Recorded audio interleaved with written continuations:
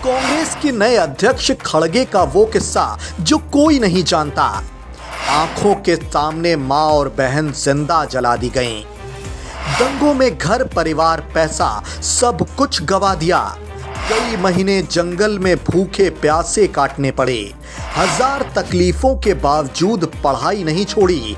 अपनी शालीनता सहजता को अपना हथियार बनाया और बन गए सबसे पुराने दल के सुप्रीमो। लंबे वक्त से डूबती कांग्रेस की नैया अब मल्लिकार्जुन खड़गे के हाथों में है। पार्टी अध्यक्ष पद की रेस में वो शशि थरूर को हराकर कांग्रेस सुप्रीमो बनने में कामयाब हुए हैं, पर उनके गुजरे वक्त का हर जर्रा बेहद चुनौतियों और कष्टों में बीता है। आजादी के पहले कर्नाटक में निजाम की हुकूमत थी।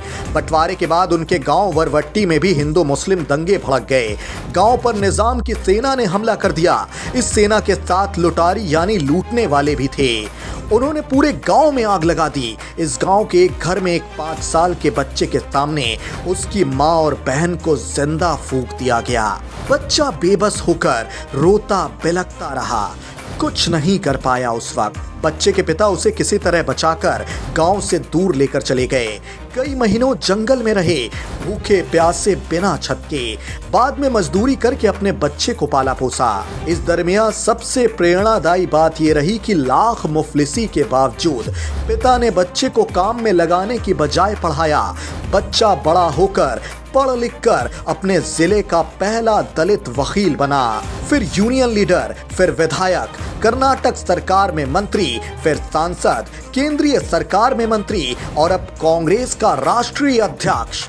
ये हैं मल्लिकार्जुन खड़गे। उनका जीवन काफी मार्मिक और प्रेरक है। आजादी के बाद महात्मा गांधी ने इच्छा जताई थी कि कांग्रेस का अध्यक्ष कोई दलित चेहरा ही हो।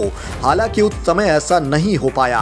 आजादी के करीब 2 दशक बाद बाबू जगजीवन राम पहले दलित थे जो कांग्रेस के अध्यक्ष बने थे। 1970 के बाद कांग्रेस को फिर से एक दलित अध्यक्ष मिला है। कांग्रेस दावा कर सकती है कि उसने ऐसा करके महात्मा गांधी का सपना पूरा किया है।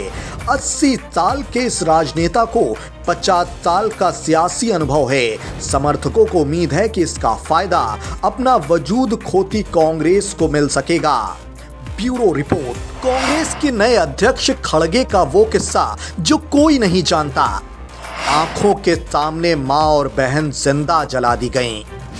दंगों में घर परिवार पैसा सब कुछ गवा दिया। कई महीने जंगल में भूखे प्यासे काटने पड़े। हजार तकलीफों के बावजूद पढ़ाई नहीं छोड़ी। अपनी शालीनता सहजता को अपना हथियार बनाया और बन गए सबसे पुराने दल के सुप्रीमो।